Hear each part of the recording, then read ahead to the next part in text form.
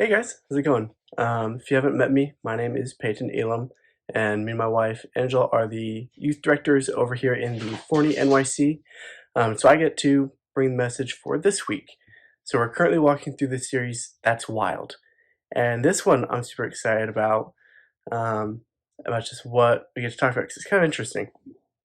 So let me start off with a story for you. So when I was a child, I remember I have a distinct memory. I was about 5 years old, I think. We were over at my uncle's, and he had a big swimming pool, like super long, went down 12 feet. There was a diving board. This is in his backyard. Had a diving board, amazing pool. Love the thing. And so I was like 5 years old. I did not know how to swim, obviously. So my parents, they knew what was best for me. I didn't. They had me wear a life jacket, and they're like, "Hey, you can't go in the pool unless you're wearing a life jacket." My kid brain, I was like, "Yeah, sure, whatever. You know what you're talking about. You guys are just old, whatever." So I distinctly remember one time, like, they weren't watching, and I was sitting on the side of the pool, and I was like, "You know what? I'm a big boy. I don't need to wear a life jacket." So I went and I took off the life jacket, and I just like jumped in the water. Needless to say, I just started sinking straight to the bottom. I have a distinct memory, I'm like freaking out because I couldn't swim. I'm sinking to the bottom. And one of my brothers somehow saw me. He jumped in, pulled me out, saved the day. I'm alive. It went great. But it's the kind of a story to tell you. Me being as a kid, I was not the brightest. I did not have all the answers. I thought I knew better than my parents. So I was going to do what I want to do. And we saw how that worked out. The verse we're going to look at today is Exodus 22, 5 through 6. And hang with me through this. It says, "If anyone grazes their livestock in a field or vineyard that lets them stray and they graze in someone else's field, the offender must make that restitution from the best of their own field or vineyard. If a fire breaks out and spreads into thorn bushes so that it burns shocks of grain or standing grain or the whole other field, the one who started the fire must make restitution." Now that might seem like a random verse to open up with, but that's kind of what we're talking about here. So the section we're going over is all about some of the laws that God put in place. Back up for a second. So Angela last week, she talked about Moses. Now Moses he has taken the Israelites, they have left Egypt. The Israelites now are their own people. They're wandering through the desert trying to find where they can live. But there are a whole bunch of people, they need to figure out how they're going to govern themselves. When these situations happens, who pays for what, just how to do life. They don't know. They've just been under, Egypt. They're figuring this out. So God is giving them laws to Moses to bring to the people, and they're going to show them how to live, how to make life happen.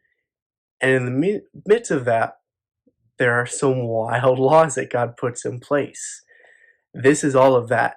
So like the 10 Commandments, if you're familiar with that, that's just a part of like all these laws that God gave them. He has some, talking about wheat fields and who pays for what. Some it goes into like, oh, you need to wash your hands or don't wash your hands when this happens, or what food you can eat or what food you can't eat or else you'll die, or what you can or can't make clothing out of just to wear. Some crazy seeming like, why would this be important? But it was. And here's why. So this is our first point. God's laws come out of a place of love. See, these laws he was giving them, they weren't just God being on some ego trip, trying to make the Israelites do exactly what he wanted them to do. It came from a place of love because he cared for the Israeli people, and he wanted them to survive, to live life to the fullest. And so they had to follow these laws to live out in the wilderness the way that they were. Because you might be thinking like, okay, how do these laws have to do with God loving me? Let's look at this one example. There are certain laws that God gave the Israelites for food. To not eat, this animal, but you can eat this one for just certain reasons. Didn't fully go out and explain it in the Bible, but we know now some of the bacteria that is in that food, like it can take you out. E. coli. If you've ever had it, I haven't, but I've had food poisoning. Like E. coli, you get that from beef. It's gonna give you diarrhea, you're gonna be vomiting, stomach cramps, it's gonna take you out for days. It's no bueno. God knows this. The Israeli people, they didn't understand cooking because of little bacteria.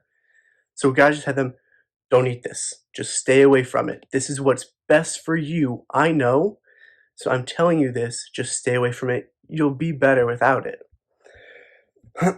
Now that's the more practical side of some of the laws he gave him. Like, hey, don't eat this so you don't die. Cool. Now let's look at maybe some law that isn't quite as practical, but still we should hold on to. Israeli people should hold on to. Is in Exodus 20. I'm not going to read the whole thing, but this is the 10 Commandments, what we talked about earlier. He gives us, have no other gods. Don't make idols. Don't take the Lord's name in vain. Rest on the Sabbath. Honor your father and mother. Don't murder, commit adultery, steal, bear false witness, or covet your neighbor's possessions. Want your neighbor's stuff, right? These were some laws that he gave them as well, alongside some of the wild stuff to how to live life with all these other people, going about trying to figure out, again, how to live life. These were ones he put in place because that was best for them to live happily, you and me. And those ones still apply to us today, that we should follow those, and that's how we're going to live life just as people, well alongside everybody else. Now, I do want to back up for a second. Some of the wild laws, when I'm telling you, like, eat this, don't eat this, wash your hands here, don't you wash your hands here, don't wear these certain clothes, we gotta wear the designer brands. Those ones don't all apply to us nowadays as Christians. When Jesus came, when he was alive, God come in the flesh, walking around doing his thing, died on the cross, right? During his time, he also talked about some of these other laws, and he said this is in Matthew 5:16 through 18. It says, don't misunderstand why I have come. I did not come to abolish the law of Moses or the writings of the prophets. No, I came to fulfill their purpose. See, Jesus is saying, like, I didn't come to get rid of this stuff. I came to fulfill it. But then some of the laws, the fulfillment of it is we don't have to follow those anymore because Jesus has fulfilled it. And there's other parts I talk about different laws and different things that we are not required and asked of to follow anymore for a variety of reasons. But that's something God said. So, where do these laws come from? Why is murder bad? Why should you not tell a lie? I mean, those are extreme examples. But where are these from? Yes, I've been saying, like, oh, they're so we can live life together and love each other. Where do they come from, though? That's something I wondered of, like, okay, why did God choose these things? And this is the second point. God's laws come from who he is. See, the nature of God, before anything else, God is good. Yes, God is holy, God is mighty, God knows everything. Above everything else, the very nature of God is good. He is the embodiment of good. It's in his nature. Think of, like, the best person you know. God is even more so than that. God is perfect. The laws that he put in place, those are coming out of his nature. God knows what is best for us. God knows what is best for the world. So he set some of these laws. He gave them to us so we could see what we should be doing, right? He didn't just magically decide sin of, like, oh, this is wrong and this is good. It came out of who he was, opposition to his nature. That was the stuff that is sin. That's the stuff that separates you and me from him. And the stuff that is good, that is what is closest to who he is. And we're striving to be closer to God so we can help, the people around us, everything, if we keep striving to do better and not live a life, full of sin. Now, here's a subpoint that I do want you to kind of hold on to, because I know I've been talking a lot about laws and rules and everything with this. Being a Christian doesn't mean you have to follow all these rules. Again, I said about how some we don't have to follow anymore. Um, at the end of the day, if we want to get right down to it, being a Christian is not about following rules and following laws. That is not it. If anyone says that, I'm just going to say that's wrong. That's not what Jesus came for. That's not what we live for.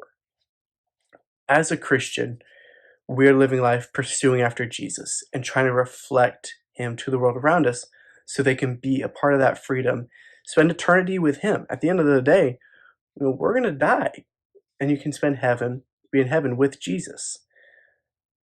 That's what it all kind of comes down to. Jesus gave us these rules, right, as a guideline. Here's what to do because I know you don't know everything to do. He's trying to help us out. It's like, hey, you want to live a life not with sin? Well, this is what sin looks like. Here's what you can do to not live a life in sin. Jesus knows we're going to make mistakes. He died for that. He has forgiveness for us. And these, laws are something we can hold to try to guide us along, help us along making the right decisions. Are you going to mess up? Yeah, I've messed up. Everyone's messed up. You're going to, and you're going to again. But these are going to help you find, okay, here's how I can improve this. Or if you didn't realize it, and it's like, man, I don't know why this person's like upset. It's like, well, maybe because you did lie to them. That would be upsetting. So these rules come out to try to help us along. So at the end of the day, being a Christian is simply just following Jesus. And here's how you can do that. Following the laws that he set in place. Now, I know I didn't go into speaking about here's the rules you need to follow as a Christian. Here's what I'm saying. Jesus was asked this. I don't read the exact verse for it, but he says, love your God with all your heart, soul, mind, and strength, and love your neighbor as yourself. At the end of the day, those are the only two rules that we're supposed to follow. These other ones are how we can do that, how we can show that love to everybody else around us.